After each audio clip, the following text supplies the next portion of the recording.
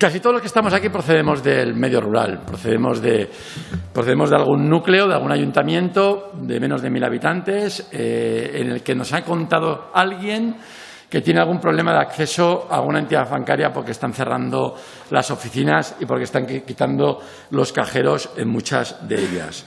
A mí me preocupa que el 21,7% tenía en 2020 más de 65 años en el territorio aragonés. Con esta iniciativa lo que pretende el Partido Popular es que, de alguna manera, pongamos en marcha todo tipo de ayudas que puedan favorecer que alguien mayor pueda conectarse a un medio digital para acceder a su terminal bancario, a su cuenta bancaria. El objetivo de esta iniciativa es que hoy desde aquí salga un acuerdo unánime de intentar echar una mano, de intentar echar todas las manos a nuestros municipios para ayudarles en este sentido. ¿Votos a favor de la iniciativa? ¿Abstenciones?